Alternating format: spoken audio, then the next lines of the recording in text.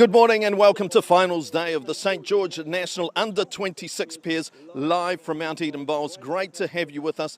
The tournament has gone up a level in year two. More teams, stronger depth and some of the most exciting young talent in the country all chasing the title and their share of $3,000 in prize money today. There's also a bigger story at this event. It's about continuing the legacy of St George Bowls, which sadly had to close its doors in 2024. But the good thing to come out of that is from the asset sales and the wind-up, they've decided to take those proceeds and invest it in the next generation. So a lot on the line today. I'm Dennis Katsanos. It is great to be here, as I mentioned, and I'm joined by Bowls Auckland CEO Dean Bartlett. And Dean, look, firstly, congratulations, a 50% growth from last year's tournament. Now, what does it say about the young talent coming through?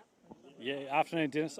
Absolutely amazing here. What a day. So glad we're out Perfect. Here at the Mount Eden Bowls Club, and what a venue to be out here playing bowls. And welcome to the viewers. In terms of bowls and the youth, we've seen a real surge come through, and we're just really keeping up with it, and our clubs are keeping up with it, which is illustrated in a 50% increase in this national tournament. And also, I think just as importantly, there's a better reflection of the whole country. We had our first edition last year, which was a little bit Auckland-centric, but this year we've got more people, more kids, more players, and more people from across the motu, which is really exciting.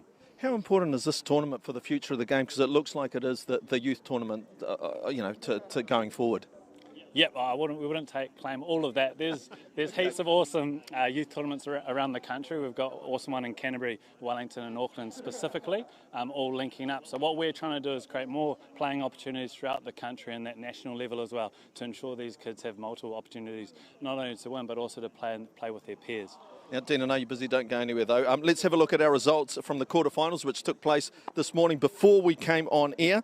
So here are our quarterfinal results. Anthony Ullett and Jordan Keane went down 6-13 to James Cameron Powell and Towie White.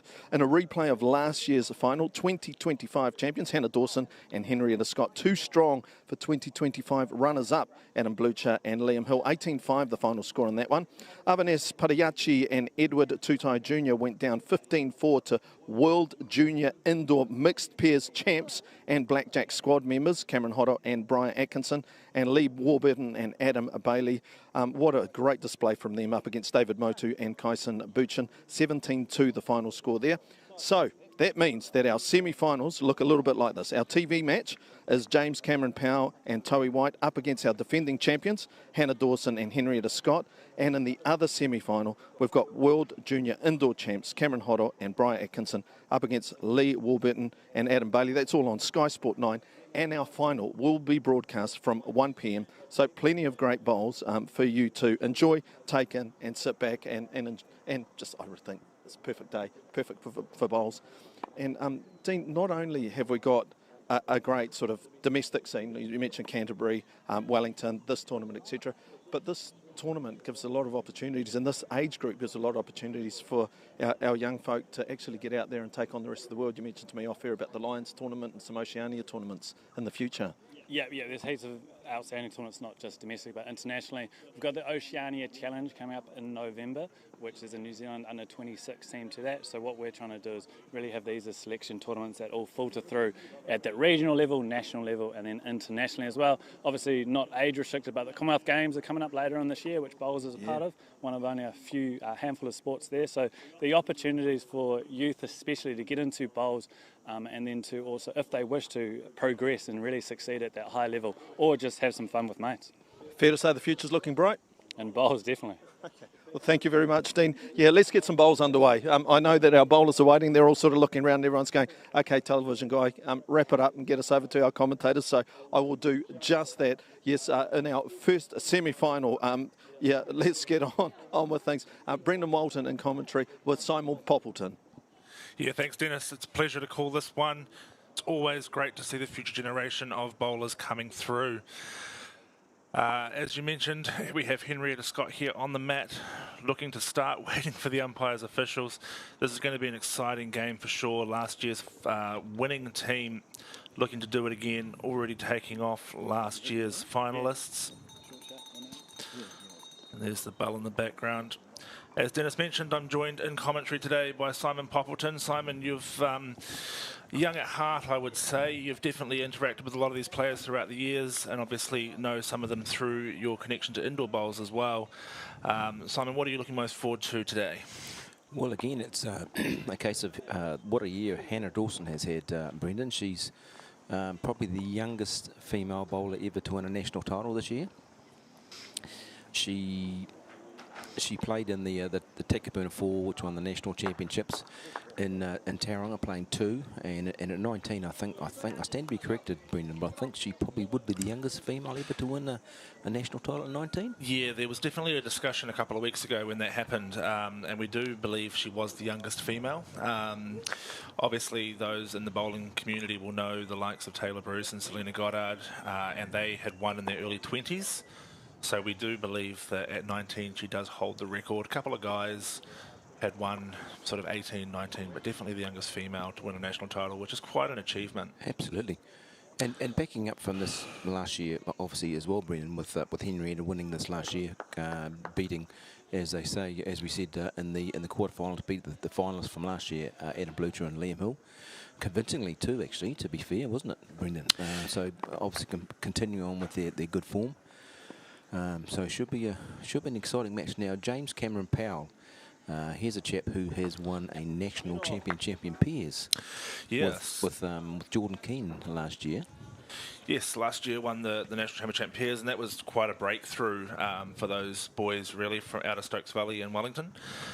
Sort of put them on the map. They've always been around the scene, as young ones tend to do. They make a statement in the bowling community, but winning that event certainly added a lot of validity to their CVs. For sure. I mean, and if viewers may remember a few years ago in the Bowls 3-5, James Cameron Powell was part of the Stokes Valley squad that played in that event as well, quite successfully. Terry White's an interesting young man. He's 18 years old, been playing for 7 years, Brendan.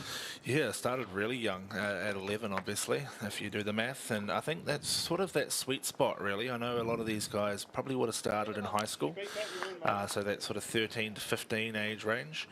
But yeah, to start at 11 is quite young. Obviously got into the game through his father, Sonny, who those in Wellington will know. He's certainly a character around the greens there, and I've had the pleasure of playing him a few times at different national events. So it's always good to see the young ones coming through from their family. For sure. But so Henry just started pretty well here with three very handy bowls. Terry may be a bit nervous, maybe with the camera. Sometimes the first time on the cameras, Brendan, can be a bit of a jelly thing for people. Just a bit nervous about the whole scenario, but I'm sure he'll settle down. Yeah, I'm not sure if Taui's had a TV match before. Certainly not one that I can recall, but James, Hannah and Henrietta have had their fair share. Of course, sure. The biggest one for Henrietta was the National Peers couple of years ago, year before last, over at Browns Bay. She was runner-up in the National Peers final with Ashley Jeffcoat, who has now aged out of this event. She did play last year. Must be terrible for the young ones to age out of an event, isn't it? Yeah, well, there were a few of us sitting around yesterday actually watching the bowls, and we were all sort of 27 to 30, and we were sort of discussing whether we could make a rule change so we could get back in and have another go. So here's James's first bowl burst in, so he's using size 4 Optimus, Air Optimus.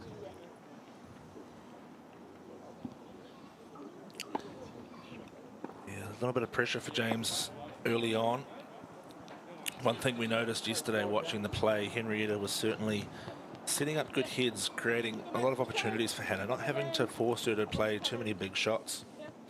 Well, it's a bit of a sprint too, isn't it? 14 ends is not a historically you play 18 ends in the game pair, so you need to get away quickly in this tournament format, and they have certainly started off pretty well. Oh, this is a risky bowl from Hannah. Oh, and that's a bit unfortunate for Hannah there. That might even be the shot for. Yep, Taui says that's one to us. So still a bowl from James again, just trying to reach the red-blue bowl. What do I need to add, meter? What even that? So it looks like a beautiful day at Mount Eden, Brendan. Yeah, it's been a great weekend actually. It was quite surprising this morning. It was a bit overcast and foggy, and as the first round started off, the the cloud cover lifted and it's turned into a very beautiful day.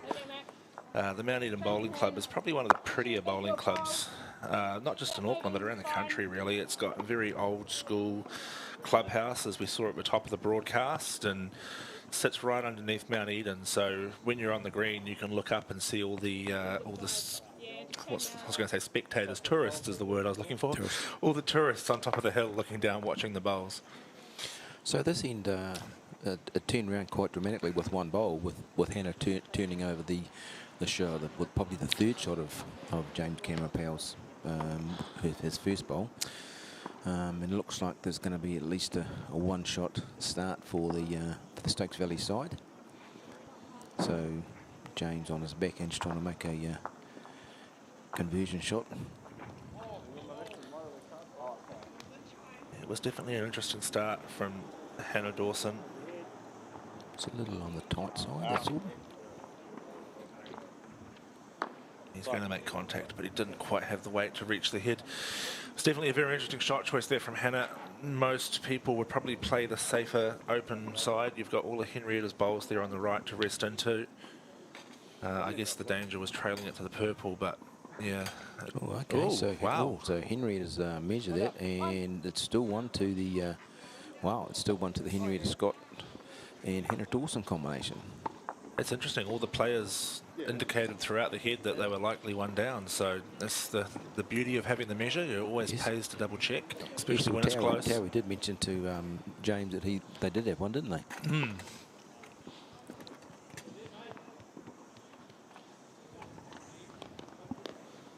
This is the replay of Dawson's bowl.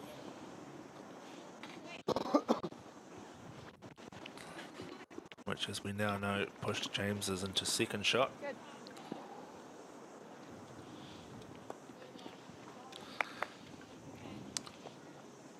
One thing you'll notice about Henrietta, if you haven't seen her play before, is she's extremely quick. By no means internationally quick standards, but she gets into her work, she's on the mat, and she's away. Green looks to be running nicely too, Brendan. Oh, look, the Mount Eden Greens have really come to their own this year. We have been consulting a little bit with Mike Galloway, the greenkeeper there, with a desire to want to use them more. Having a club with 2 grass greens is becoming a bit more of a rarity these days. So a lot of effort's been put in behind the scenes to make sure we have clubs with 2 greens that are running at above expectations in terms of play quality. And this green here at Mount Eden is probably up among one of the better in Auckland's for sure. It's a beautiful surface. Yeah, it's a great surface. And what's really good about it from a player's perspective is it doesn't get up to the 18, 19 second green speeds that we see at some of the other clubs. But what it is a very true surface, and it's not as affected by wind, which allows you actually to play your shots with a lot of confidence. Exactly. That's jack level. So Towie and James were actually selected by Bowls Wellington to play in this event. We had sent invites out to all the centres, allowing them to select sides to participate in this event. So the Wellington Centre had sent a boys squad and a girls, boys team and a girls team. And it was great to see them come through. Little trail there from Towie. He's that far out, you can still get under. Still get under? Also, yeah, that's why I don't like those pins. No, That's probably the prime example of why. it was falling. Yeah, the chalk and pins are not the way to go. The chalk spray, you don't have that issue with that scenario. So, and I still see good players, top level players still using chalk, which stuns me, to be fair, because that exact thing can happen. That's a really good bowl from Henrietta there, just trying to match the wing. Didn't have to draw the shot, just put it in a really good area.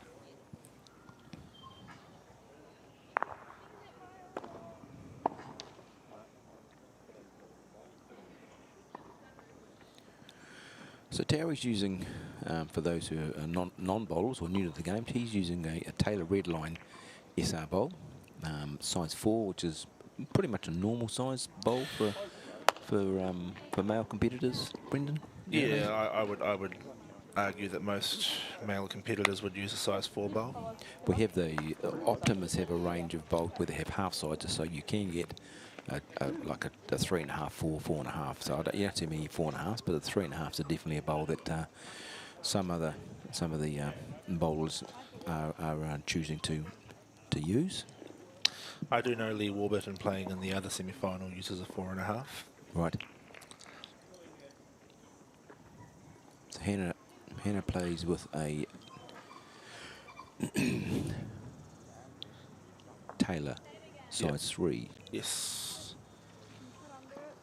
So Hannah's actually a sponsored player by Taylor Bowls. Yes. Nilesh Patel, of course, is the New Zealand Taylor Bowls man. He also works quite closely with Bowls Auckland in partnership, provides our rep uniforms and various other goodies to Bowls Auckland. So it's great to see a supported player like Hannah succeeding. Correct. So James just on the back end, he's got plenty of opportunities here. He can sit a bowl, sit towies, plenty of options. Coming to the head now. Can't quite That's a see. great shot. Great shot. Great camera work there to see the action, watching the bowl coming into the head. I would expect to see Hannah play a little bit of weight at this. She is quite the little aggressive player. She's got a good option to work off Towie's purple bowl on the wing that protects Henrietta's, I don't know what you call that, a bluey green bowl behind. Teal. Teal. We'll call it teal. No, sticking with the back end at this stage. She's got 2 bowls to go, so maybe just trying to get another bowl handy. Yeah, that's a good line, mate. Looks a little on the tight side, but lovely weight, and she's going to get another bowl. Oh, Wow, she's got a great result there. Still holding, eh? Still holding Taui, reckons. It's pretty tight, but I think we're actually down. I know, there you go. Yeah. So, 1 How down. many seconds do they have? Oh, like James is not shy of having an aggressive shot either, is he? Brendan? No, he's certainly got a bit of power behind him. I think Taui's got a bowl over the head on the, as we look at it, or from the back of the head on the right hand side there, so he can probably chip that bowl out or sit the jack to the, as we look at it, if it goes to his left, over that back purple bowl is their shot. So. Yeah, I mean, the Optima has a little bit more turn than a red line, generally speaking, but that same shot that Hannah played is probably a good shout, which I think is what he's looking for. He's playing with weight. Yeah, he'll need a little bit more to hold the line. Oh. Well, that's exactly. He's collided off Taui's front bowl, and it looks like it's been a kill. So what happens in this event, if the jack goes out of bounds, the end is not replayed, it's placed on the 2 metre mark, which unfortunately for James has given Hannah and Henrietta what looks to be 2 shots. The teal bowl on the left and the blue-red split at 6 o'clock.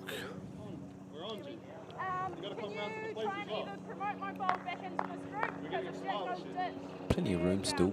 I think Henrietta is asking Hannah to run for cover a little bit here. Yeah, it's an interesting call. Yeah.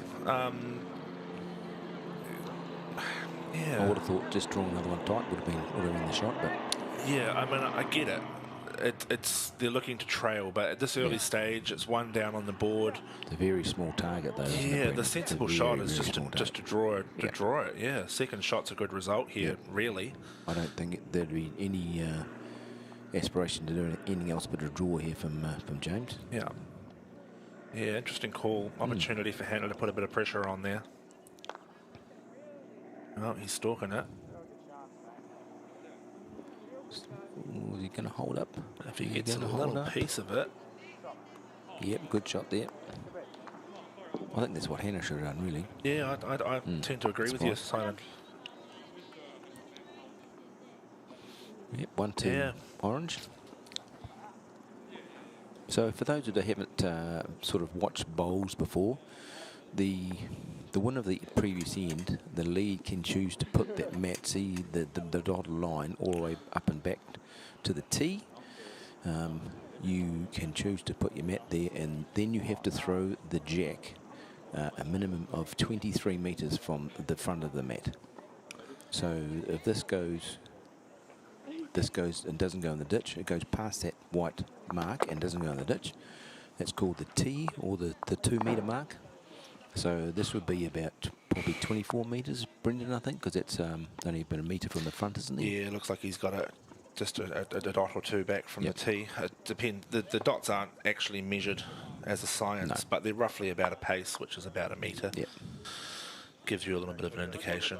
So yeah, so tactically, this is what you. Well, he's overcooked that, unfortunately. But tactically, this is what you can do if your opposition is playing a length that you think they are going really, really well at. You can try and change the length and try and upset your opposition and put them off their I suppose their speed, their game. Obviously, what you need to do yourself is make sure you nail it yourself if you've chosen to change the length. Yeah, definitely. And one thing you'll find is the younger players like to play this sort of style of game. They'll bring the mat up the green and put the jack on the tee. In this format, of course, it means that a respot tends to go back to where it was. However, in more traditional, longer versions of the game, it makes it a lot easier to play the kill, to be the aggressor. Yeah, absolutely.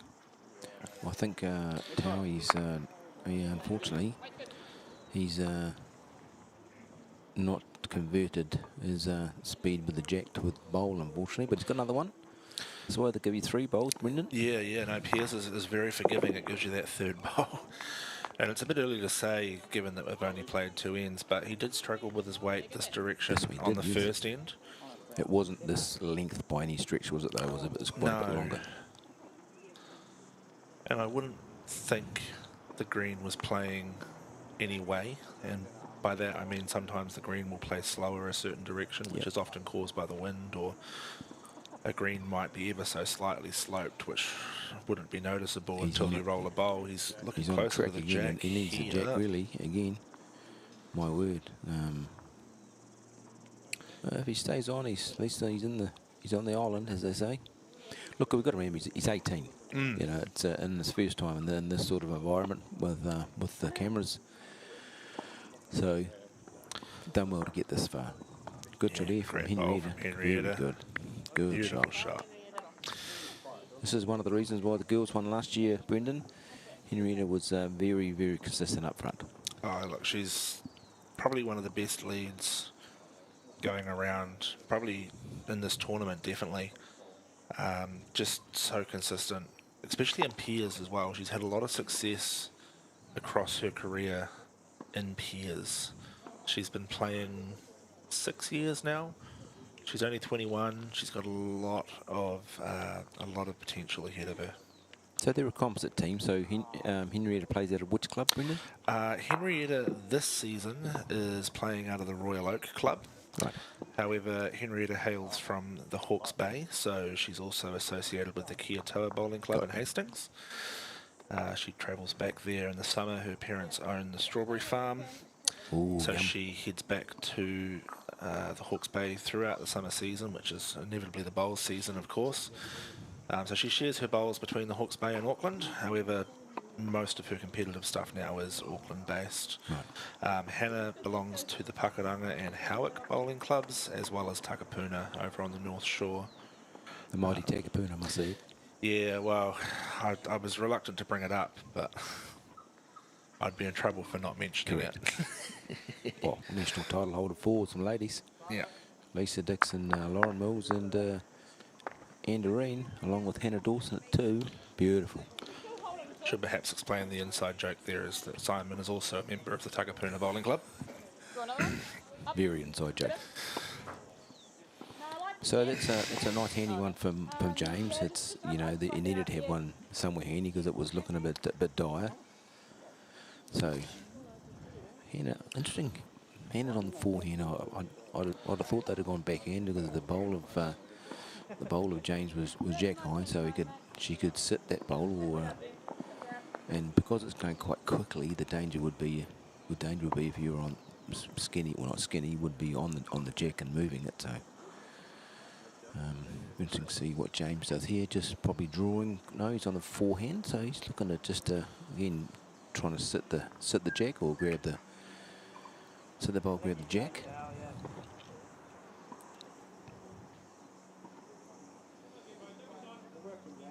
Has he got the speed? He's not too bad here. Just going to Ooh, pull just up not the a couple speed. of feet.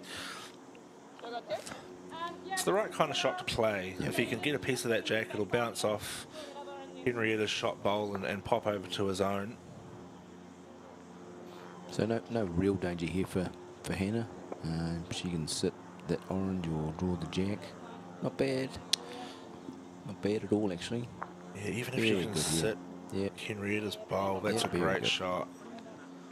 You would think that would be 3 shots to the ladies. Definitely, and what that... Yeah, very sensible play. 3 to the ladies. So, curious question, well not curious question for you, Brendan, and for Bowls Auckland. Under 26. Yes. Like, it's an unusual age to limit a tournament. Like, it's, Yes. we play indoor bowls, we play an under 18s, you play, there's an 18 to 30 tournament, under 25 tournaments, under 26, which seems to be an unusual sort of a time frame. And to be honest with you, Simon, I don't actually have an educated answer. Right. However, I can give you my theory.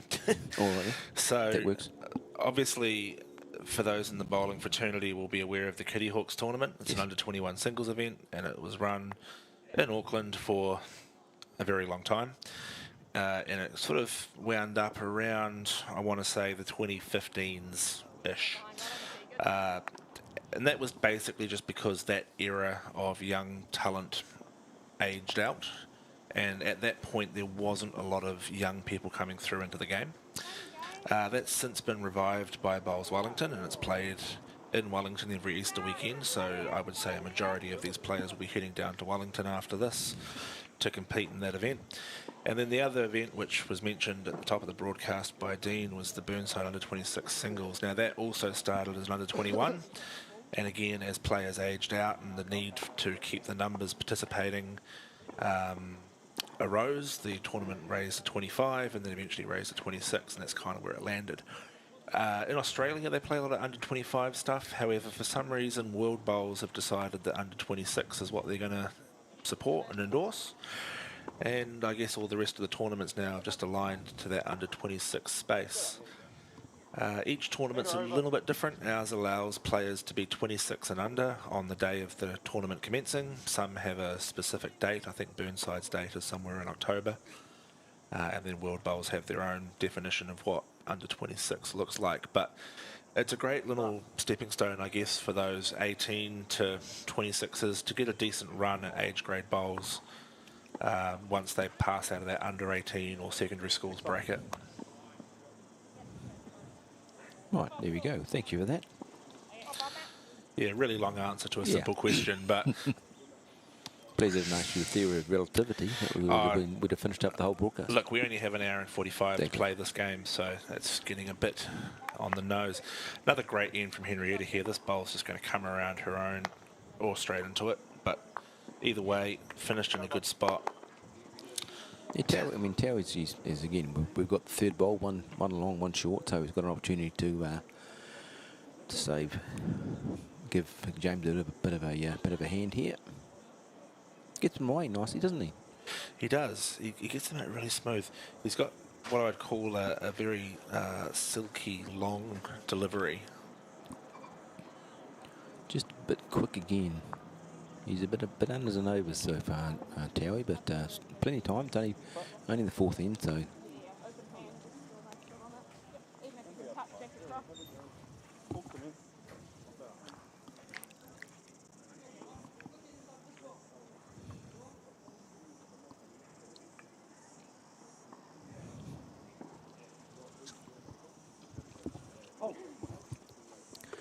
So Hannah's been pretty fortunate that she's probably had the best of the ends majority of the time so far. She's had to be just drawing extra bowls. Again, she's not quite done what she wanted, but still got one shot.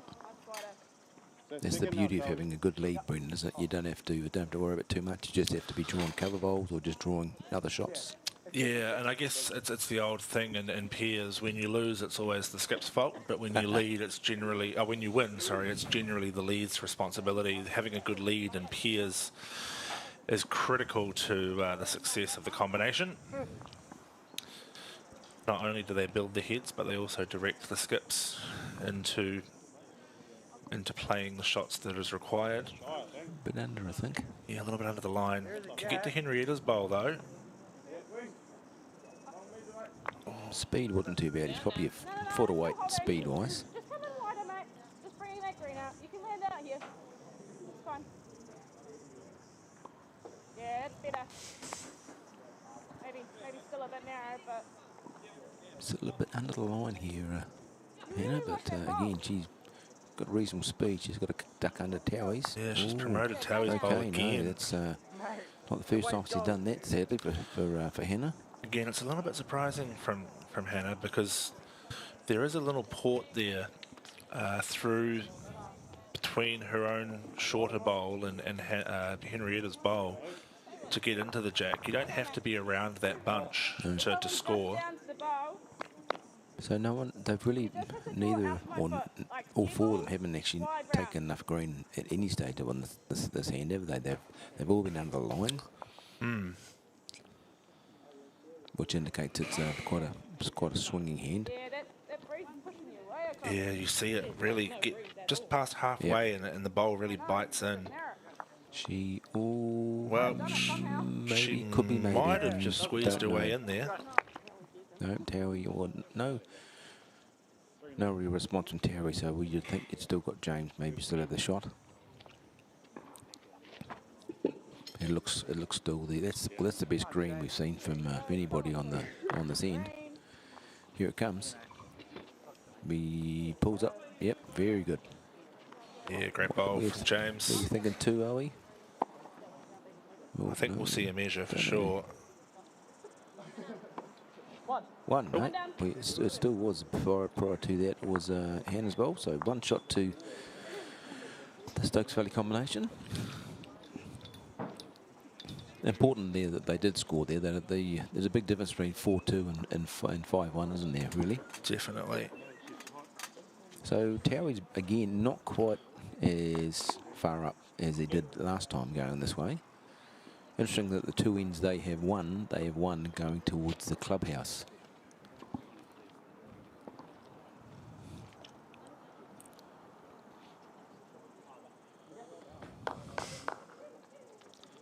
Good shot there, you see that on the replay, very good shot there from James. So Stokes Valley Vipers, they've produced some very, very good bowlers both in the past and currently, haven't they, Brendan?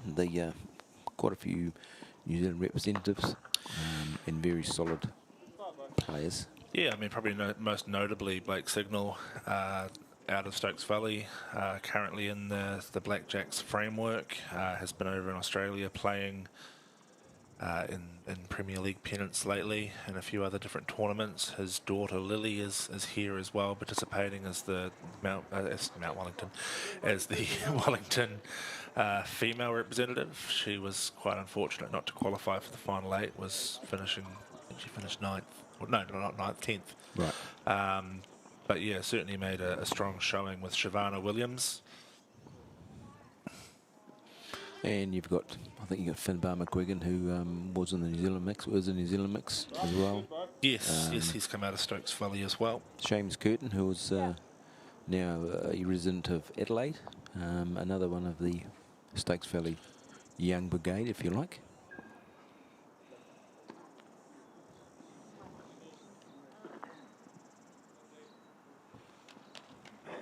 So trying to sneak past her own Henrietta, and has done successfully. A very good bowl. Yeah, great good bowl. So give something to from Terry to sit on there. He's obviously just played a little bit over these first two, but you'd rather them there than 2 feet short. Give something for James to play to. And he's definitely played a little bit better this end, coming this direction. The mat's, again, kind of halfway up the green, so it's a mid-length sort of end. Just missing this line. Handy though. Got his speed right. Yep. It'd be a good target bowl for Henrietta to match. To Henry, I mean Henrietta, the perfect bowl would be the. That's a lovely blue trophy, isn't it, Brendan? Yeah, yeah. It's certainly different. It makes a statement, that's for It sure. does. So Henrietta, if she gets the tee here, that'd be a very good bowl. And she passed there, which is good. That's a good handy bowl behind the head. It would probably be very close to having a 2 metre mark covered as well, although at this point I don't believe there'd be too much aggression. I don't think so. From James, just drawing up on the backhand side or the right hand side of screen as we see it coming into the head.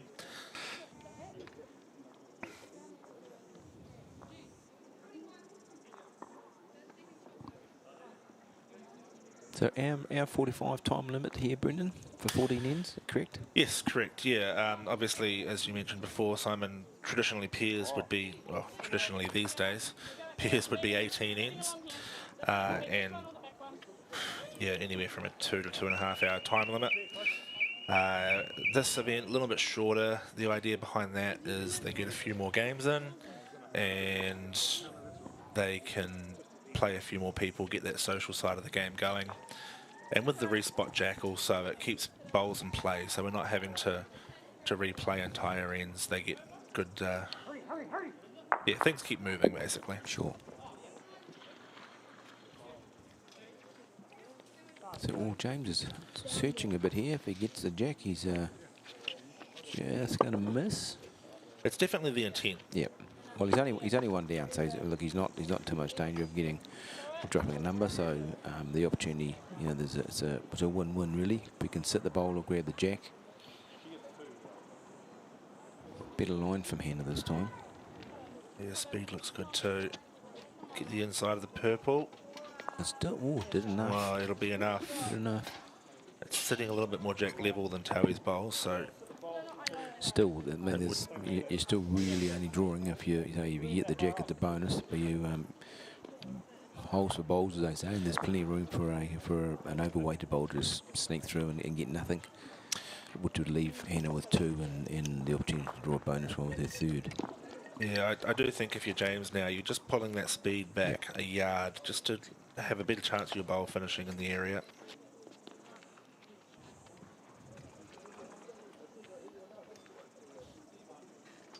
He's definitely wider than his last one. He looks a little bit quick again though. He needs a piece of Henrietta's shot bowl. Probably still 2, you'd think. Yeah, difficult to tell from the camera angle, but it does look to be 2. Yeah. So bonus opportunity here for Hannah. Holding 2, we think. Possibly 3 with this last bowl in her hand. Yeah, and this would be quite big psychologically in terms of the game. They can score 3 here. That's 4 the previous end coming this way. Oh, sorry, 3 the previous end coming this way and 3 again coming this way. It does seem to be wandering down that hand, doesn't it? It's not the bigger swing. Definitely the other side, the sign side, is definitely the side that turns more. So 2 shots to the ladies, which makes them 6-2 after 5 ends. We have another good semi-final going on next door, Brendan, with Cameron Hodder and Briar Atkinson playing Lee Warburton and Adam Bailey. Not sure we got any. We will endeavour to get an update for that for you shortly. Yeah, I was informed it was 7-0 after 4 ends to the Cameron Hodder and Briar Atkinson combination. Well, that is a very, very tidy combination. Obviously, as we know, they went to Singapore and performed extremely well in the mixed pairs over there, under the tutelage of the mighty John Gray, the grocer. I think that was the Ireland trip you're referring to. Ireland trip, was it? The Ireland trip. Singapore was the most recent blackjack fixture. The World Youth Bowls or under 25 bowls was in Ireland December last year. Good to see you awake there. It's fantastic. Briar and Cam won gold in the mixed pairs, and I believe they took, I think one of them got a silver in the singles and one got a bronze, but I can't recall off the top of my head which way around that is. So Tao, he's just not quite getting his weight, is he? He just isn't struggling with the speed at the moment. In 5 though, he's got a wee bit of time to sort of correct that for him and the team. I mean, it's like Henrietta's been going reasonably well, but she's not like she's been going bang bang bang, like 3 bowls within a foot every end. Good shot here. Yeah. So there's still room there for Taui.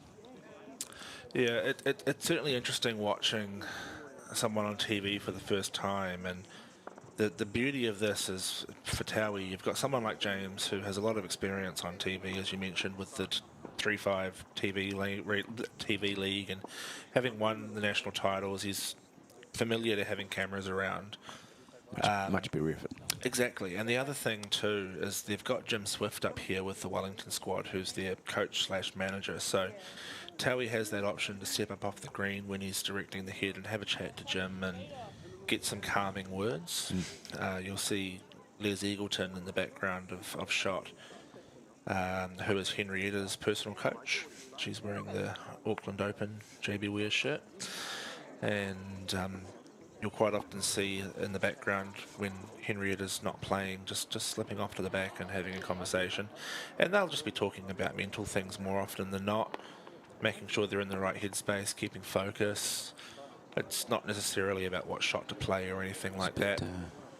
He needs to be sitting something, and he looks like he could be. Yeah, well, he's made contact here. Well done. Well, it'll be the first end that James has crossed over holding the shot. I think so, yes. Which will give him a bit of an opportunity to try and build now. I think it's something that he's been looking for.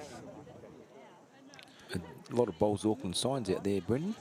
Looks pretty flash. Yeah, and this is, I guess, the beauty of being at Mount Eden, is we have our offices upstairs here at Mount Eden Bowling Club, and all of our collateral sitting in the storage rooms, so we can just drag it all out and make it look all pretty and nice. Hannah's searching here nicely, just maybe not quite going to turn in time, but great idea. I love the speed. And what's really good about that miss is her bowl's finished on the left-hand side of screen as we see it, so if she does it again, she's got a good bowl to play to.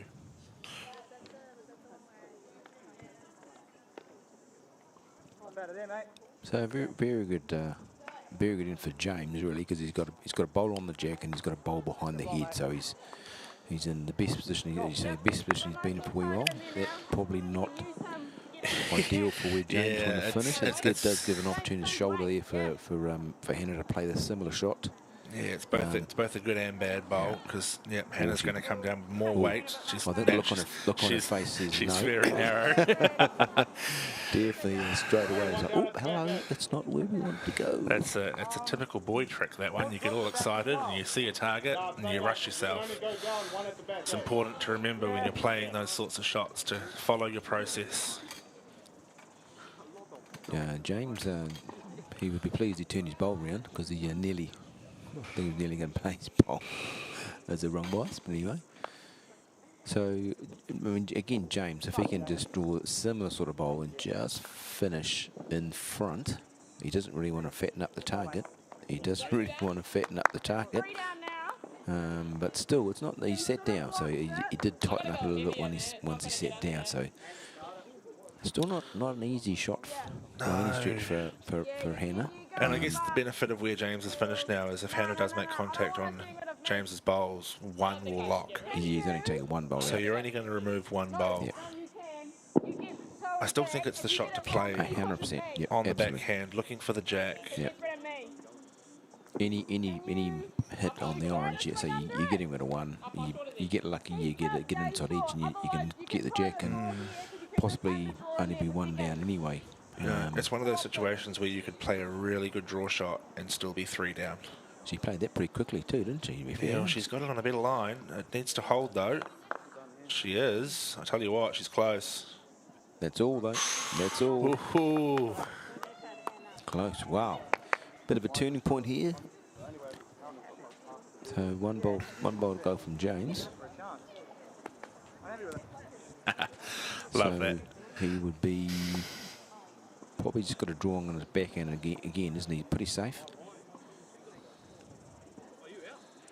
see Hannah up there talking to her dad. Is that her dad? Yeah, I just noticed his shirt too. His lawn bowls. It says lawn bowls dad, like a normal dad but cooler. Cooler, it's fantastic. Love that. Yep. So James now with the bonus bowl, an opportunity to score. It looks to be a little bit high. Here's a wee rub we can for him. No speed, unfortunately. Didn't Got quite come back. Good end from the Stokes Valley teams. That's definitely what they needed to get themselves back in the hunt. Now, it'll be interesting to see. And now it's funny because they have won. Yeah, they've won all their ends playing this way, which has been quite interesting. So as we reach a third of the way through this match, we'll throw down ringside to Dennis, who has, I believe, Dean Bartlett with him at this time.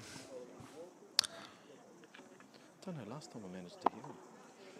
Yes, thank you very much, Brendan. I'm back with Bowls Auckland CEO Dean Bartlett. Actually, Dean, before I come to you, a quick little score update from our other semi-final. It is 8-0 after 5 ends to Cameron Hodder and Brian Atkinson, the current reigning mixed junior world pair champions. So off to a fantastic lead at the 1/3 mark of the match, or just over the 1/3 mark, was 14 ends.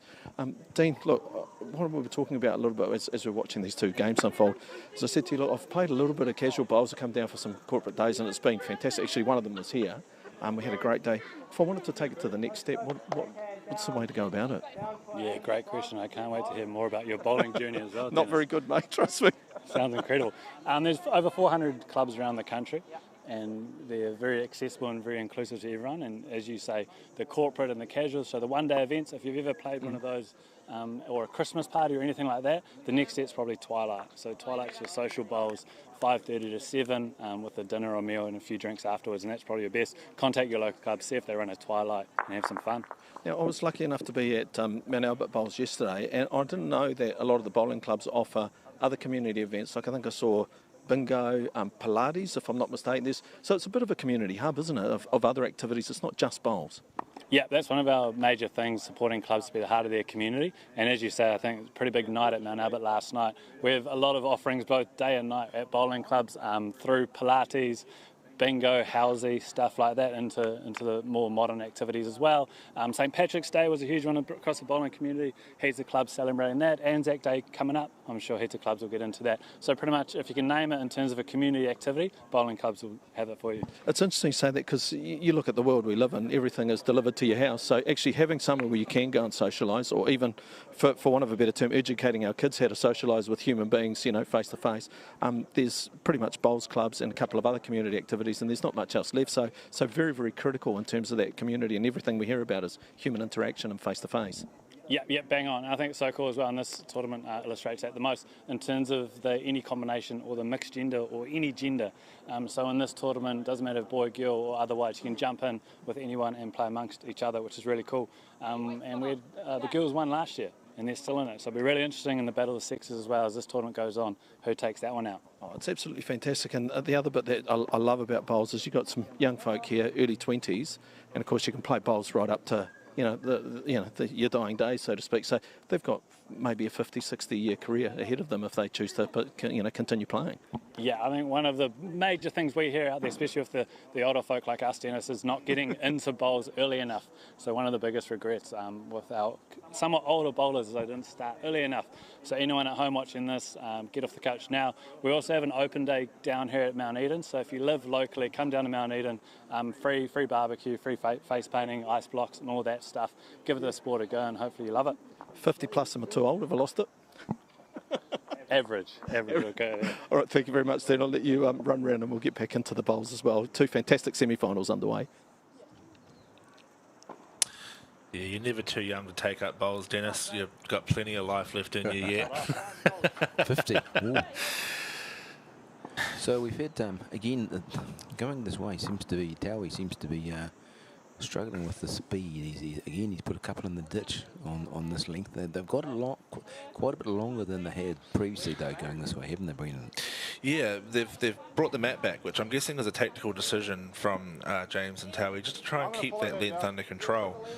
But it's interesting how, the mind works sometimes playing bowls when you're struggling in one particular direction and you're trying to find that little bit of rhythm. Sometimes changing the side of the green you're playing on, changing hand as the bowlers would call it, is quite helpful. This As is not ideal for, James goes and James. returns the favour, pushing one of Henrietta's bowls up into the head. That one's on the roll now. Quite, yeah, bit of an ugly head now for James with one bowl to go. Yeah, sensible decision here from Hannah though, playing the wider side of the green, giving her bowl the opportunity to work, although she has cut her line. She doesn't want to hit the bowl back up again. No, she's going to sneak past it. She's all right. She can afford to rest on that pack there. Yeah, that's a good shot. Four shots, so a big pressure here for James. Well, there's two options here. You play safe and conservative, try to draw the shot, or you try to go very hard and fast on that last arriving bowl, playing it into the pack behind it, and there's a bit of potential there with a lot of force and a bit of luck. You could clean them all out.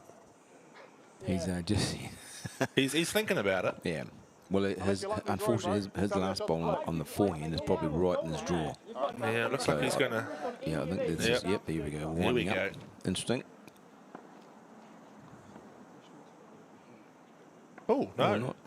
Not a big weight.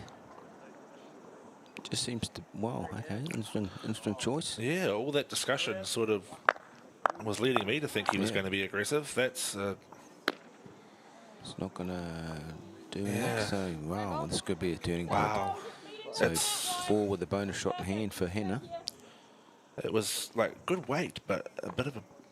I hate to say it, but a bit of a poor effort, really. Well, it was a sort of a nothing shot, really. Either going in it flat out or trying to draw, really. Oh, Hannah needs a friend. She might have one. Ooh, she might be a bit fortuitous there. Well, if the closest bowl is Towie's purple at 6 o'clock, it's potentially a look for 5. Definitely 4. I would think it'd be 5, yep. Yep, 5's the call. Wow. That's a big change. Huge. And again, the girls have scored... what's this? This is the north direction they're playing currently, towards the mountain. So the boys should be hoping that they follow the pattern and they win the end going this way, because they need to now. And ideally with a little bit of a number. Yes. So 11-5 is quite a gap. Yeah, interestingly enough, at the halfway point, so it's not like time is against them.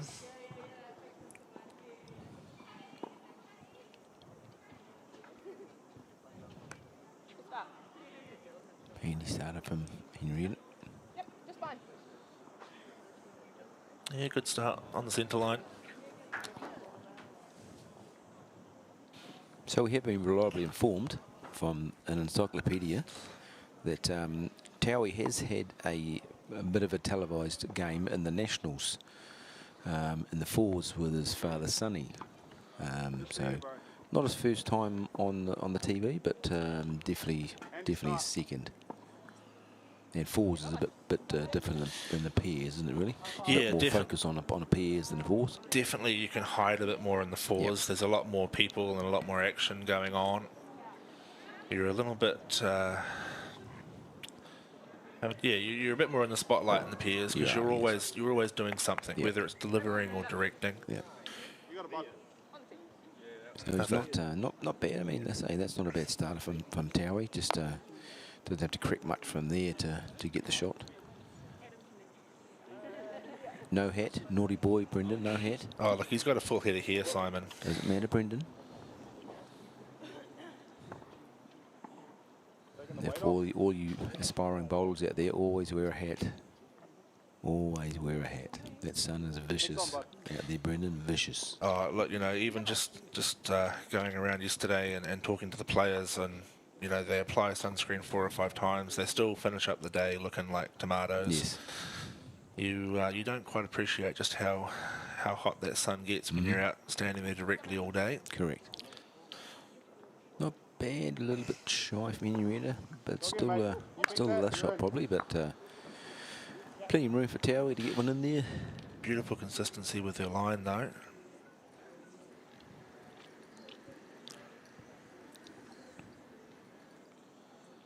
So quite a one-sided semi-final. The other one, Brendan. Quite surprising, really. Yeah, well, it was interesting because Lee and Adam are a very formidable team. They've been playing together for a very long time. They both play at Premier representative level. And they had a great semi-final against David Motu and young Kyson, who's only 12 years old. He's got into the game through his father as well. He's in bowling speak, he's not actually technically a bowler yet. He's just a social student member, but our eligibility allows anybody to play, whether they have membership status, regardless of their membership status, which yeah, it's brilliant to get people involved. So he's teamed up with David Motu, who's one of our Auckland Premier players. They had a great run yesterday to get through, but then obviously coming up against some serious competitors in Lee and Adam. And then interesting here, where she put in his jack. Wow, it's That's, not finished up in her favour. Not ideal, sadly. So they call it a slice of hell, don't they? That's the one. That's a slice of hell for Hannah. Yeah, so as I was saying, they come up against some serious competitors in Lee and Adam, and then obviously Briar and Cameron are the next tier up again, already at that blackjack level at their young age. So sort of reflective of their status, I guess. Pretty good. Ooh, that's a brilliant bowl from James. That makes life very awkward for Hannah. No target, and she's got to draw within a foot to get the shot. Look at that, just inches in it. It's a very poor sticker put on, isn't it? Yeah, no, I'm very particular with my stickers. They have to be dead straight, no wrinkles. So Hannah back on that back end. I wouldn't be surprised if Hannah's looking to work off Henrietta's bowl there in the middle of screen by the tee. Not but she's a little bit wide. Speed was okay. Speed was okay, but yeah, tough shot. So James just pretty much same as his last. Just being wary of trying to set anything up. Doesn't want to leave Hannah a shoulder to work off. I mean, if you're Pretty James, good. you just miss narrow, right? Yeah, he's pretty good, isn't he? He's a bit. Yeah. Yeah, that's a great result too. Anything on that side of the head is really good for Hannah. And this is a bit of a mistake from Henrietta, I think, because James has finished there on the left side of the head, and now she's saying play on to sit that bowl for second.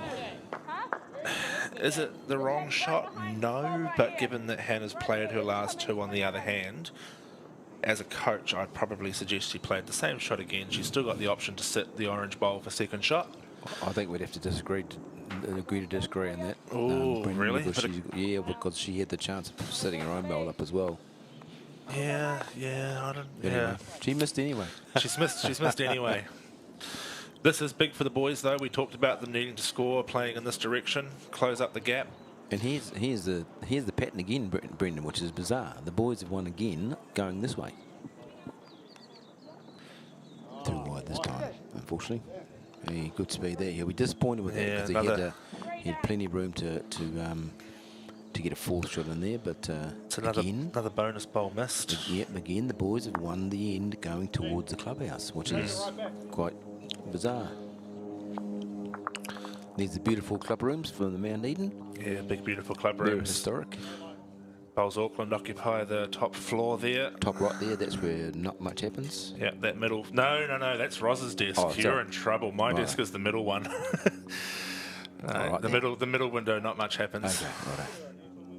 I'll take You better apologise to Roz later. No, great little team at Bowls Auckland. Myself, operations and events, Roz, marketing and events as well, and then Dean, our CEO.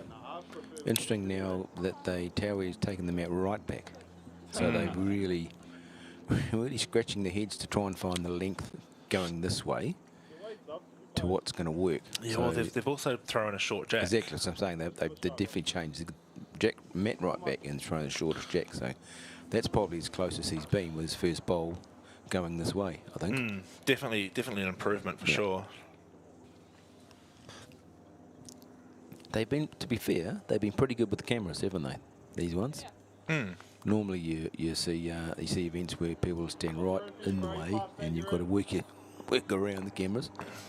But pretty good. There we go. Oh, there's a camera angle. Beautiful view that is. That's from my desk, I would say. It looks awfully familiar. No, it's certainly a great view from up in the club rooms. You get a great shot of the greens and obviously Mount Eden in the background as well. Pretty good. Is it going a little bit maybe? Indication from James was it was a bit speedy, yeah. Still worker, it's a worker. So again, the boys just need to, for their benefit, score going this way, don't they? Yeah, I mean, whoever breaks that cycle is going to gain an edge in this match for sure. But yeah, definitely the boys being a little bit behind on the scoreboard, they need an opportunity, and that leads to a nice little sit for if he keeps the same speed, he sits the bowl, grabs a jack. It creates opportunities for the boys to be a little bit more aggressive to try and score this end. Yeah. A bit wide, I would have thought, for that length. No, he's coming. Well, he's drawn the shot here. Oh, he was a bit wide though. No, it's a great He's bowl. wide by 3 inches. Yeah, half an inch wide, half an inch short. But good shot though. Yeah, great so shot. That's probably, if we be realistic, that's probably the closest Towery's been going this way, which is good. And that'll be good too. It'll calm his nerves, get him into some rhythm. Look, and you want to be getting to the nitty-gritty end of the game. You want to be improving, which he has done, so that's great. It's not a bad reply from Henrietta. Probably would have ideally liked it past the jack.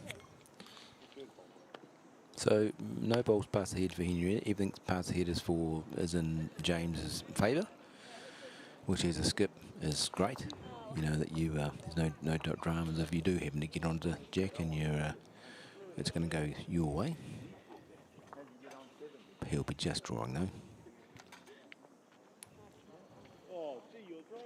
I think the ideal shot here is if you can just sit Henrietta's bowl out on the wing. He's on a good line for it. He's coming down nicely. Even turning Towie over is not a bad option. Oh, he sits in. Oh, he set in. Yeah, well, there you go. Towie likes it. It's a really good spot there. Well, this has definitely been the tightest end we've had coming this way, Brendan, by a fair way. It'd probably be one of the tighter ends we've had in the game, to be fair. And it's put Hannah under a little bit of pressure, not having any position. So opportunity here for James. The same sort of scenario as he was drawing with his first one. He sits the teal bowl or a little bit of jack around the corner. He's on a great track again. Oh, he is. Is he? Is Kitty? he? Yes, he. Oh, holes for bowls. Seriously. Is there a gap there? Must be. Can't tell from the face expression from Hannah there with that one. You can see the body language of the boys already has changed. The high fives going around. Yeah, if she sneaks past, it's a really good bowl. That's good. Yeah, that's well, yeah. So still got the opportunity for James, holding one, but so he sits that teal bowl over a couple of rolls or grabs a jack around the corner. I don't even think it needs that. I think it just literally just needs to fall down on its back, and he'll be holding 3. It's interesting. I'm trying to sit here looking at this head, thinking what Hannah should or what I would play if I were Hannah, and there's no option that really stands out. Oh, he's good. Oh, if he gets Towie up and over. Turn Towie up and over. He does, and that's good for 2. It's good for. Yeah, well, they haven't got the back either. They haven't got and see, this is 2 down at the back. This is where the strategy of the respot becomes a disadvantage for the girls, because a kill is still going to probably put them one at least, or definitely one down. Towie's got the back bowl. You could get something follow through, but you're playing for a little bit of luck there. I think they've got 2 back bowls, the Stokes Valley team. So, yep, Hannah's. Just big weight, but she's reaching sort of weight. Yeah. Well, if she can find the gap under the purple. She didn't know. Well, okay. So we're thinking 2 here, are we? 2. Okay. Well, that's broken the duck for the boys, going this way. So that's tightened us right up. One at the difference after 9 of the 14 ends. Wow.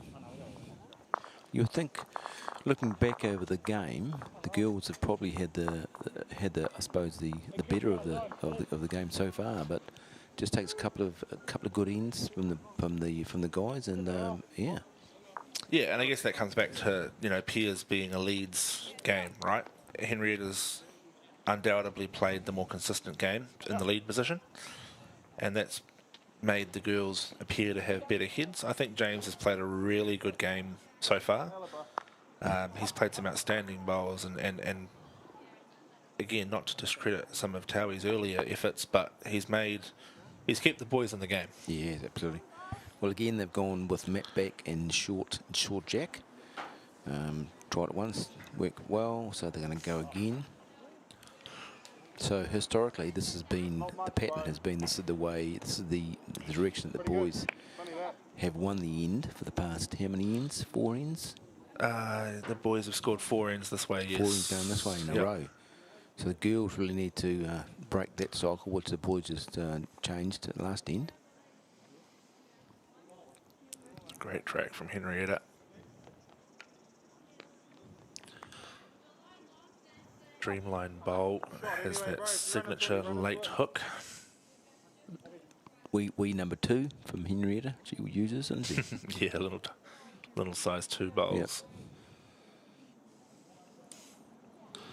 Sizes of the bowl, of course, very relative, depending on the size of your hand. So it doesn't give you a huge advantage, although arguably a smaller bowl does tend to be a little bit more wind affected, just as it's that little bit lighter. Yeah.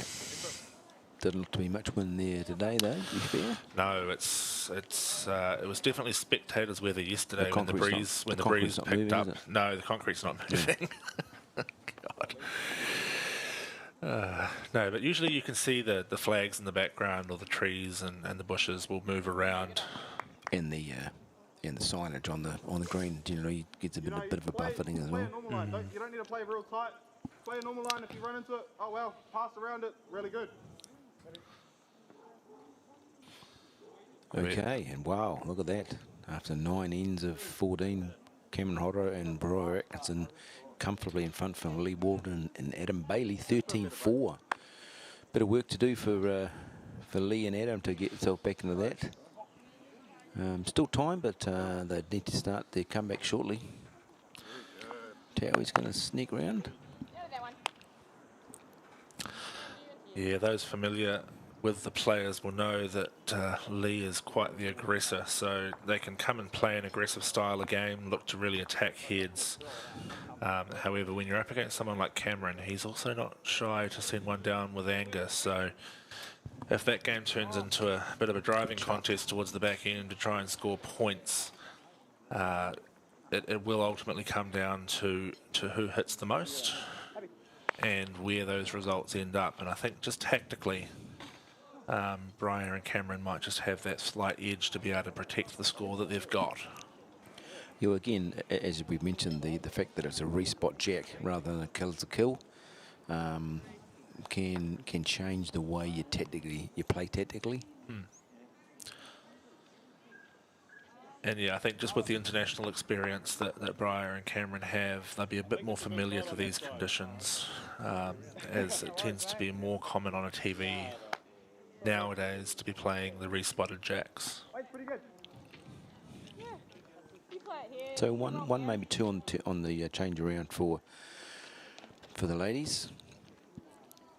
Cameron had a lovely speed last time. Sorry, James had lovely speed last time and just didn't have that grass. That seems to be quite a bigger green on the forehand coming this way, doesn't it? And he's got Terry's Bolson running, so if he can bang into those or just sneak underneath. And it's interesting to watch this forehand side that James is playing now, because the bowls aren't turning evenly. They're turning more, but they really do seem to bite and turn. It's not what I'd call a smooth draw back to the centre line, which just makes it a little bit more unpredictable when you're trying to really get those last couple of inches. Hannah's looks a little under, but if she's got the weight, she'll hang around. Ooh, not quite. So probably you think maybe a couple down, maybe 1 or 2 down for James. Got the opportunity here to with his last one to get one close. Otherwise, we changed the pattern altogether, haven't we, Brendan? Yeah, I mean, he's got a lot of space there. He just needs to find an open run past Well, he this. needs to Oh, you get- can turn go that and bowl get- in as well. Oh, no, he doesn't need to. Yeah, that's going Beautiful. to be the shot. You would think that, I think that Henry will be attacking that, not Henry. Henry will be attacking that. So it's 2. What if I'm under, I play for a ball, you've got the jack, you're back there. Well, We're only 1 down at the back anyway. One down, I yeah. believe Henrietta just signalled they were 2 down. Yeah, I think they're 2 down, so I think they got to, Just making sure. no, 2 seconds, I think she said. Oh, 2 Yeah, seconds, 2 sorry. seconds, I think she said, so I think. That It's on the way. Not looking, it's on the way. Henrietta, turn. can't see. What are you doing? Must be in the area somewhere. Can't see. No, there it is. Oops. Okay. Wow. Okay. 2 down. Alrighty, and we'll cross back down ringside to catch up with Dennis and see what's happening live down on the ground.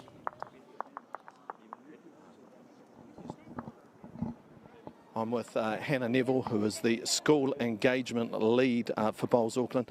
Hannah, not only have you got an open day coming up here very, very shortly, there's some face painting, lots of activities, and as Dean mentioned, if you are floating around the Mount Eden area or anywhere, pop on down, sausage sizzle and great stuff, and Hannah will look after you. But Hannah, in terms of that school landscape, did I read this right? There was about 500 kids gave Bowls a go, and it's gone up to 4,000 in the space of about a year. Congratulations. You're sitting there, I know you're very modest, but you're doing a fantastic job then, aren't you? Oh, thank you so much. You know, it's been a lot of fun. It's been really cool to see the engagement for bowls grow, and I think a huge amount is down to kind of changing the perception of it a little bit. And days like this, where we've got our under 26, 2 full greens of young people playing bowls. It's so awesome to see. What's the communication like, or the feedback being like from the schools? Because I would imagine it's sort of maybe the first couple of years a little bit quiet, and everyone's sort of asking you, how do we get into it? Lots of schools are, yeah. So we offer a couple of different ways you can engage with bowls. So we just do taster sessions at lunchtime. So we come to the school turf, a little bit trickier because you're on a bit of a lean there. So I say to the kids, it's harder here, but they can come and give it a go that way, or we can go and we can run sessions all throughout PE classes and actually run it as a sport. But the biggest thing we've noticed this year is quite a few schools engaging with NCA and choosing to use bowls as NCA for, Yeah, I wanted to ask you that because I saw that as well, and I thought, did I read that right? So you can do it as a subject or get NCEA points or etc. Yeah, especially with Year 13. So we've had a few schools engage with it where they come down to their local club for 5, 6 sessions, and then at the end do an assessment with the help of us and their teachers and everything as well. And I think a lot of teachers are finding it great because it's a sport where most students are then starting on the same level. The other part that I'd love for you to chat to me about, could you explain to us CAS? And I know what CAS is because we were talking about it, and I just think it's a fantastic program and how you involve our community there. Yeah, absolutely. So we're lucky to work real closely with Central Auckland Special School, or CAS, and this coming week, not only do we have our secondary school Peers Day on Tuesday with over 100 entries, we've then on Thursday got an All Abilities Day where lots of students from CAS come together at Newland Bowling Club and have a lot of fun playing some games, getting to know each other, and it's a really community building day, as well as a sport that a lot of the kids then really engage with because it's different from other sports, That's fantastic. And I guess my biggest question for you today, and toughest question, we've got face painting just behind the camera there. I noticed your face is looking like a bit of an empty canvas. Are we getting ready for the onslaught of children in about an hour or so? I'm hoping that we're going to get a lot of kids coming in, that there won't be any time for me to get in the chair as much as I'd like to get in there. So hopefully we'll see lots of them coming down. It's been nice to see a few here already, giving our rookie roller sets a try and everything. So it's, a lot of fun down here today. People should definitely come on down. In terms of the secondary schools, much happening in term 2? A little bit, yep. So we're starting to stretch out that engagement throughout term 2 as well, which is really cool. So already got a few things booked in, and that's a bit of a new area for us. So looking at how can we engage in maybe with our clubs that have covers over winter and everything, so that students who are interested can actually play all year round. Okay, and most importantly, how do we contact you? Like, if I did actually want to get my school involved, or something with the CAS program, etc., what do we do? Best thing is to get in touch with me at Bowls Auckland, roll up at bowlsauckland.co.nz. Everything's on our website as well. You can find your local club there and everything. And also talking to school sports coordinators and your PE teachers at school, and they can get in touch with us as well. So any young people hearing this and they want to give it a go, those are the avenues to go down. Well, thanks very much, Hannah. I can actually vouch for Hannah. She is fantastic, lovely, very easy to get hold of, and does a fantastic job. So well done, and congratulations, not only on the growth, but the trajectory that is going on. Cheers, I really, really appreciate it. Yeah, it's an awesome team to be a part of, and yeah. Oh, thanks, Hannah. Cheers. Thank you so much. Good one. Yes, and you can see the Bowls Auckland website on the scoreboard there right now. If you or your school, or even if you're just looking to find a club, all the information for the Bowls Auckland clubs will be found on that website. If you are around the country, you can head to Bowls New Zealand's website as well. They also have a very helpful find a club page, so you can find your nearest bowling club to you and get involved in this great game. Well, I mean, while we're talking to Dennis, things have really changed around. Towie played a reasonably good end. Hannah just a bit over again, so probably a couple still to the Stokes Valley team, who lead 12-11 after 10 of the 14 ends. So we're getting down to the nitty-gritty side of things, Brendan. I think the ladies would need to get the bit of momentum back in their game and win a couple of ends just to make a difference. Yeah, and definitely one of the looser ends for Henrietta as well. And you may have noticed throughout Dennis's interview there that Henrietta was in the background talking to Les Eggleton, and you see Hannah back there now as well. That's the girls' coach, so they'll be talking strategy, trying to get their head in the right space, trying to work out just what they're trying to achieve here. And knowing Les as well as I do, her advice would be just get second shot. Yeah. just reconciliate, find a place of composure, and then look to build when you can. Was it the last bowl from Henrietta? From Hannah, and it looks a little wide. Just needs to turn. It's going to be probably two at least. Yeah, definitely. I think it'll be a look between the last bowl and the front orange. Two shots. Wow, the momentum has really swung in advantage of the Stokes Valley Vipers team. Yeah, 3 ends in a row now for the boys. Got a replay of Towie's shot bowl. Starting to find his own at the right stage of the game.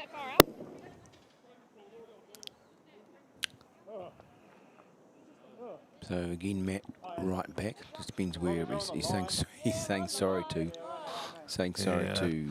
Jane's got that is really, really short now. So this could be minimum length by the looks of it. It's obviously not really short. They haven't questioned it.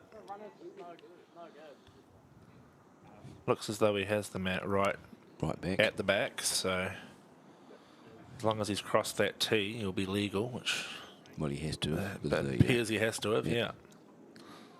So this will be basically 23 metres, just on 23 metres.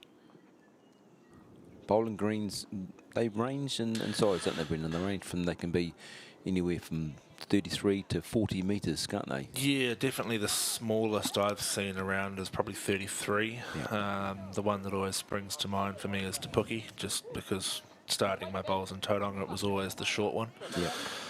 And then, up to 40 metres, which we have a couple in Auckland. Bridge Park's carpet's 40 metres, and I guess most famously Hinuera have the big 40 by 40 metre grass green.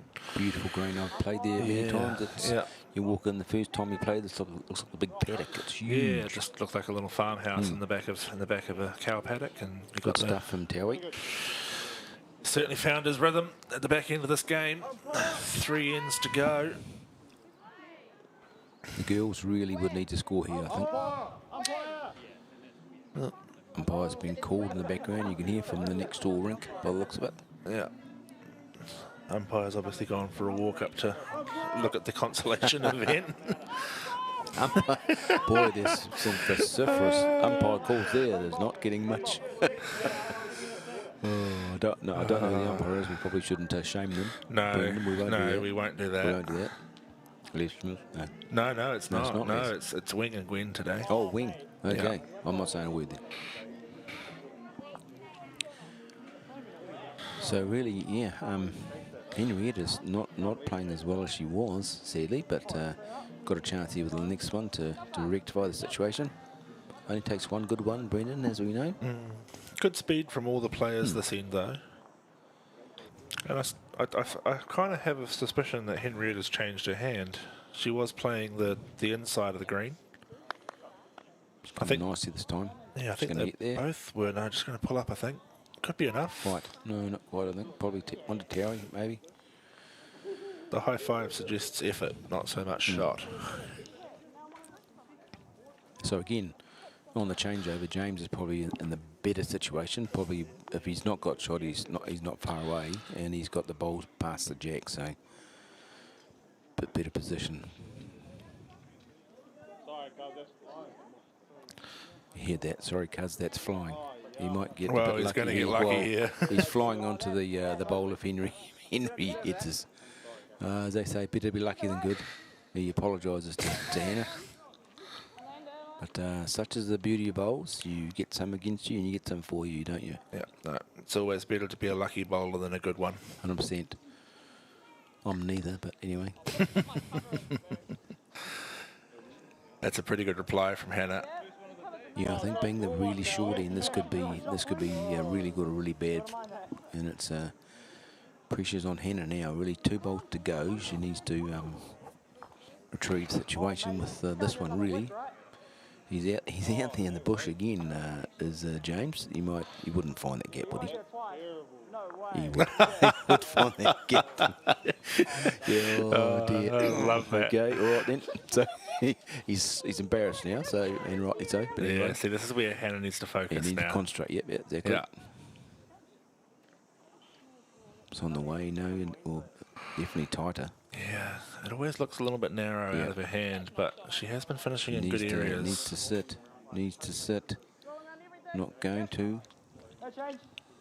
It's one thing I have noticed, and I might, yeah, I don't know if you've noticed it too, Simon, obviously with your involvement in Taylor, but the split-coloured SRs tend to run a little bit straighter than the plain colours. Okay. Just an observation I've made. He's definitely not in the...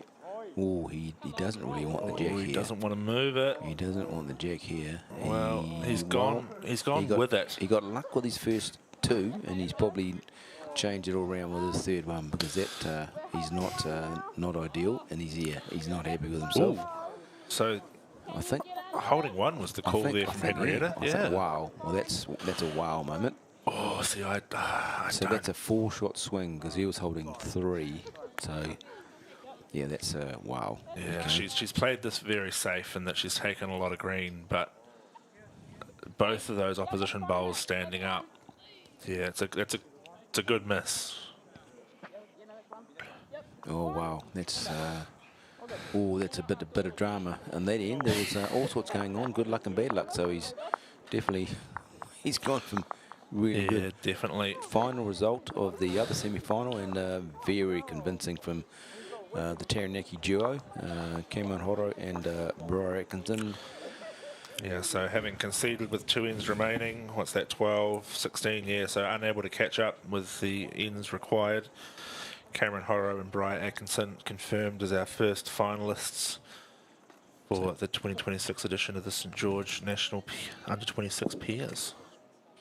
Okay, so on this game we are the difference with 2 ends to go, as opposed to it could have been like 7 or 6 the difference with 2 ends to go.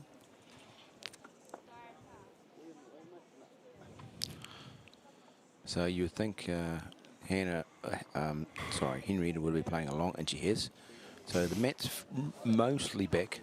I think she's not far from the 2 metre mark, and that she's gone bang on the 2 metre. So yeah, pretty much she's pretty close to the 2 metre. So almost a full length end here, would think, which is going to be, as we know, completely different to the last end, which was pretty much the minimum length.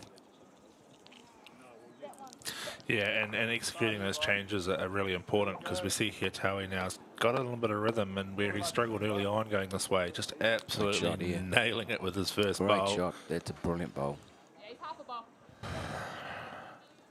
clean it out of here from Well, the background. It's interesting. From our non-bowling crew and the production. Well, I tell you what, are going clean it out. the production trucker are onto something, because it is actually a very justifiable tactic. Love it, absolutely love it. Yeah, it's brilliant. You know, if Hannah was to back Henrietta and take a chance, clear that bowl out early, it creates a bit of space for Hannah to play the shots, because, you know, sometimes as a skip, if there's too much in the way, it's actually your downfall. So having a lead that can disturb the head and break it up and create some space for you is actually a really good tactic. And unfortunately, Henrietta didn't with her second all. Oh, see, that to me now just says play away. Now the production crew are correct. No, well, I don't know where she is. Hard to tell with that delivery. Yeah, I mean, the thing here is Henrietta probably not known for her attacking play, to be fair. Hannah definitely the bit more of the aggressor. She'll be looking to go for that. She stays on. She's good. She is good. So chance. You tuck around the back of yours. Yep, the coach in the background likes it. The difficult thing here for Hannah, of course, is she really needs to get inside edge of the bowl, ideally the jack.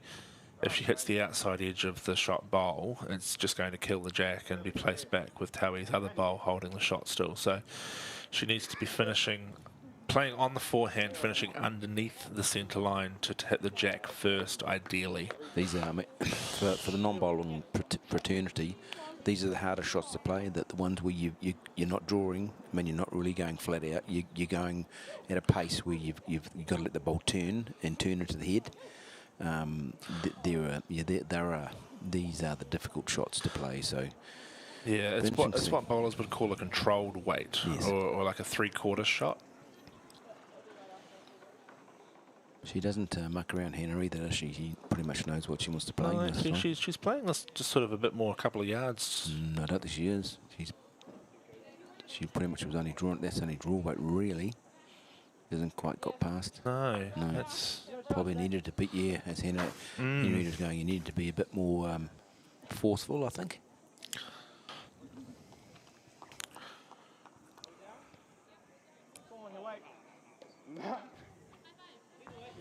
I don't think James is. He wouldn't get it in an eye, would he? No. No, he's finished under. So really, Hannah needs to be more forceful, really, with this one.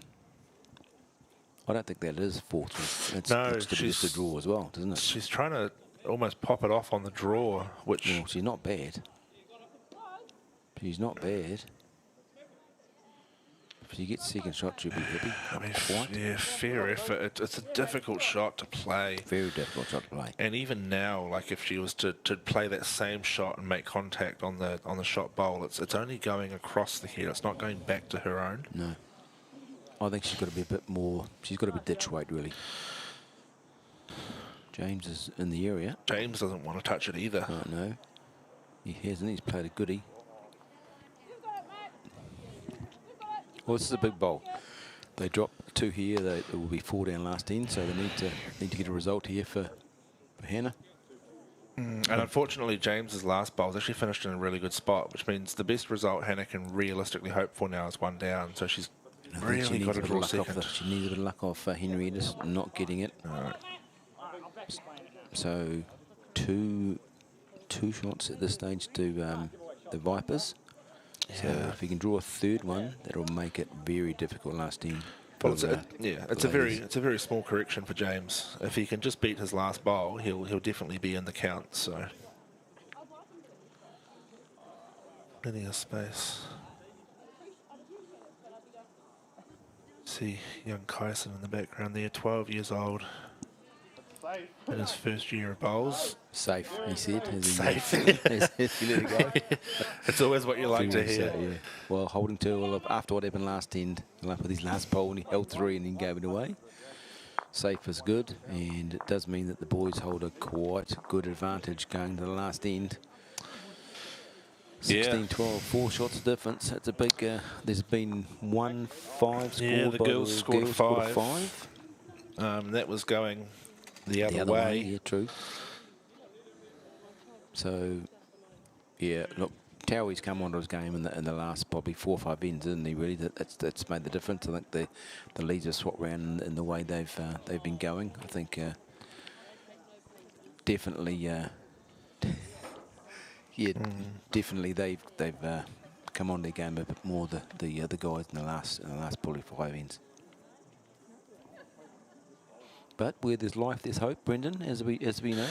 Yeah, look, and realistically, I think the strategy here for the girls is you go for 4 shots. You play for the draw. You take the extra end. I mean, that's not bad. I mean, that's a bowl 2 feet away is not bad. First bowl last end. Yeah, it's a great start. There hasn't been an end where we've had 4 bowls inside 2 feet, is there really? Or maybe one end? No. Plenty of space. Henrietta's changed back to this hand now, what she was playing in the first few ends, wasn't she, I think? Yeah, look, she was definitely playing better on that hand, and that really speaks volumes to that. She's played an outstanding opening bowl. Go again, mate. Yeah. We're down anyway. You said it.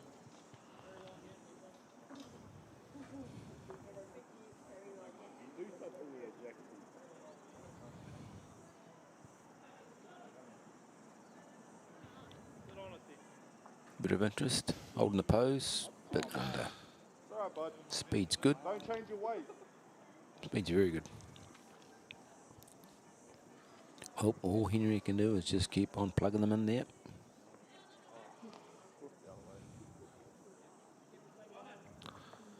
Good track again. Finished just behind the jack. It's a fair effort.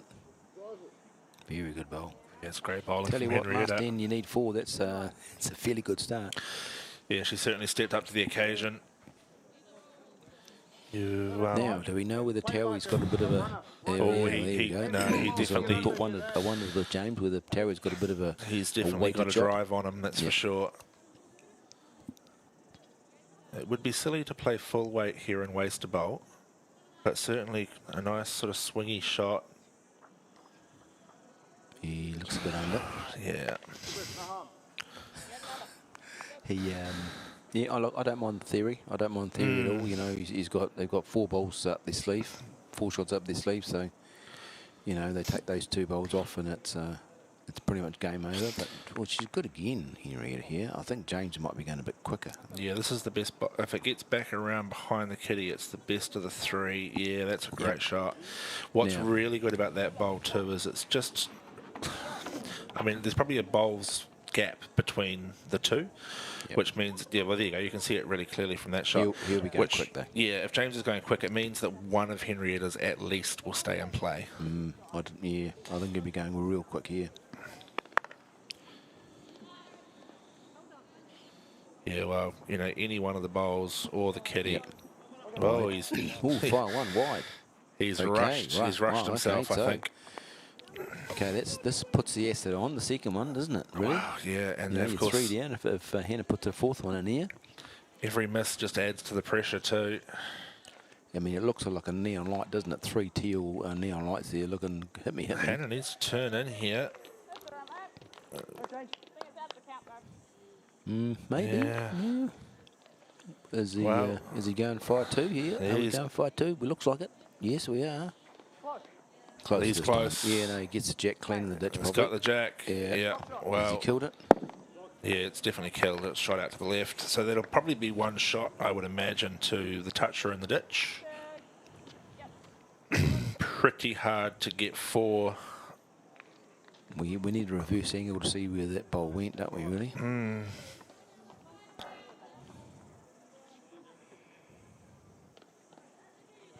We need to see the orange bowl, where the orange bowl went to. Oh, that's a great shot from Hannah. Now, where's the orange bowl? Is the orange bowl in the ditch, or did it go out?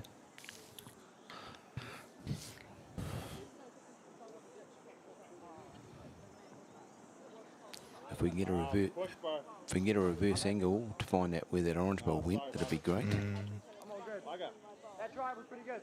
That would be fantastic. That one's gone through to the ditch. That's how to play. Yeah, this is.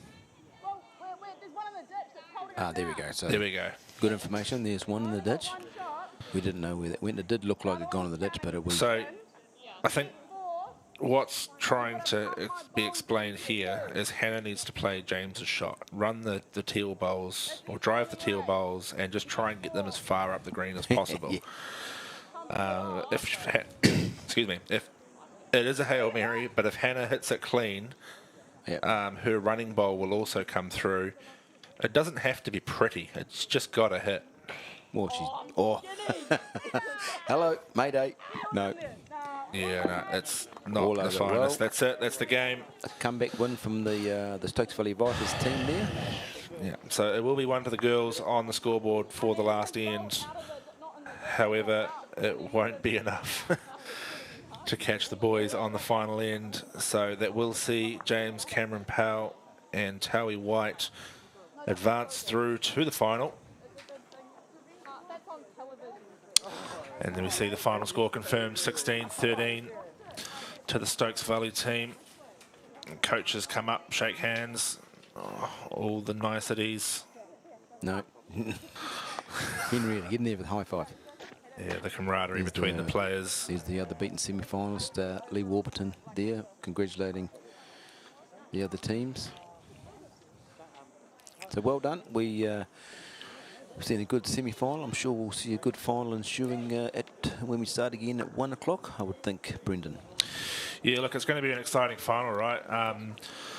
Obviously, we've got Cameron and Briar there, international honours, the Blackjacks. They were arguably the top players going into this event. They were going to be the favourites. And, you know, the boys have done a really good job to get to the final. And we'll definitely see some excitement. I believe Dennis is just trying to grab the players for a few comments post-match going into the final. Everyone's going around, high fives all around, lots of hugs, lots of camaraderie.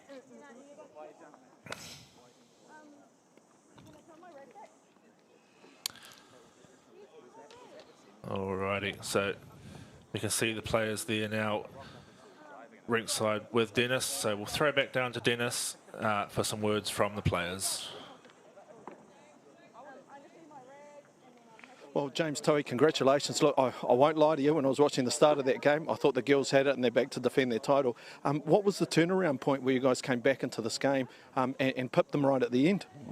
I believe we just had to believe in our ability, just slow everything down, keep it simple, Stick to the basics. Yeah. Just had to find the draw first as well. Like as soon as we found the draw, it just forced them to play weighted shots and force their weight off. So through the head. Yeah, so pretty happy. Now, I've got to ask you, I know you're bowling under the Wellington banner, but you've got Stokes Valley on, so is that the two of you normally, or? We're both from the club, yeah. Do you want to give them a shout out? Yeah, shout out to the Valley, yeah. Up the Vipers. Oh, yeah, fair enough. Now, look, you're going up, and your fellow finalists are just over here, Cameron and Briar, who are current indoor world champs. So we are set up for an absolute stellar final. What are you expecting from these two who are waiting to do something very similar to you just on the back of this interview? Yeah, Hopefully a good game. Yeah, you always got to expect the best from these kind of people. Where they're at the top for a reason, and we're keen to get into it. Now, I've heard from a lot of adults talking about how good this is for young folk to have this level of competition for under 25s, under 26s. Let's hear it from you guys. Having the ability to come and play bowls in Auckland or around the country, and then there's possible Oceanias. These guys went over to Ireland, played in the indoor, world champs. What's that sort of pathway like for young guys like yourself? I think it's just getting out there, right? Just getting your name out there, trying different greens. I think that's just the main part of it, and just meeting new people, I guess. Yeah. That's what I reckon. The youth scene is popping at the moment. There's so many young people, as you can see, even playing out of college and that kind of stuff. So we need more young people in the sport to keep it growing and to keep it alive. Yeah, it's awesome.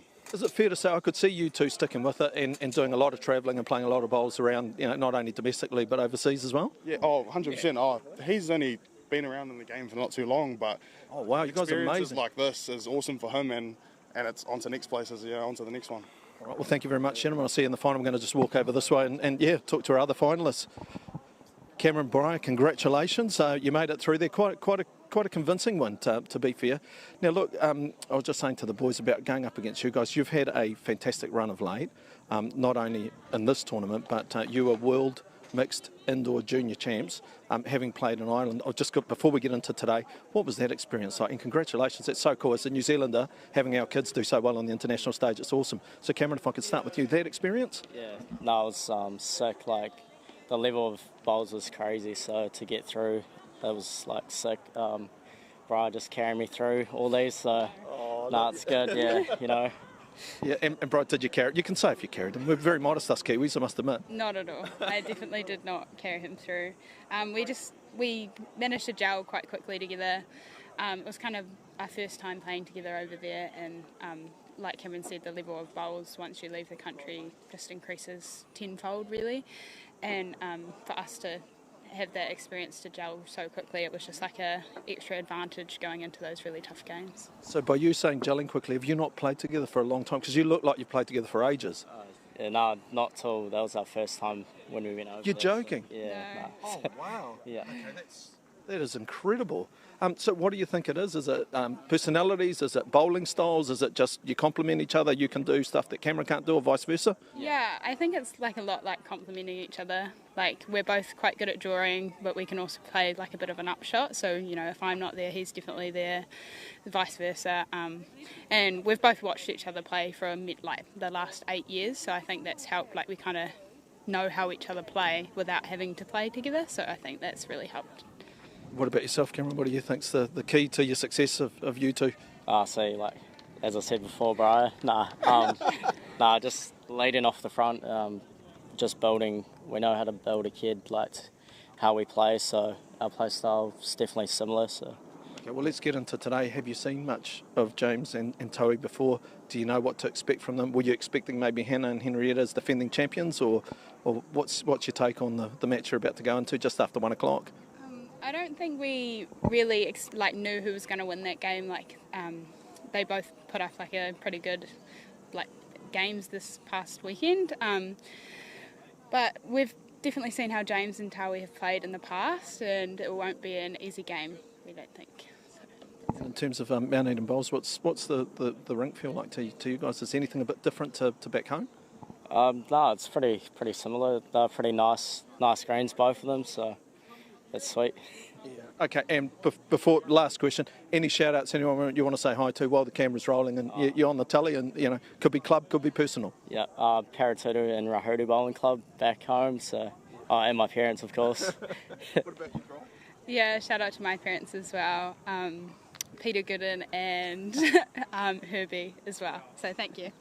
Get some good shout outs to their families. Hey, hang on. And Taylor Bowles, by the way. I could see that on the cap. Hey, thank you very much, guys. Look, best of luck in the final. We'll see you guys just after 1 o'clock, and we will see you also just after 1 o'clock. It is a fantastic day here at the St George National Under 26 Pairs. Look, if you are looking around the neighbourhood or living around Mount Eden, they do have an open day that's starting out on the rink just next to our finals rink. So if you are local, if you are watching this on Sky Sport 9 or one of our feeds that's going out, please do pop down. There's face painting, there's a barbecue, lots of wonderful families, some amazing bowlers as well. They're just absolutely incredible. But before we go, let's just recap those semi-final results. As we know, it was Brian and Cameron too strong in their game, a very, very strong win. And of course, James and Towie came back in their game. Henrietta and Hannah leading all the way through that, and the boys put on a monstrous surge in those last few ends. As you heard, they slowed things down. They played to their strengths and put Henrietta and Hannah off their game. So we will have a new name inscribed on the St George Under 26 National Pairs Trophy. Come round about 2:30, and we would love for you to join us from 1 p.m. We're going to take a short break, reset and get ready for that final. So we'll see you at about 1 o'clock.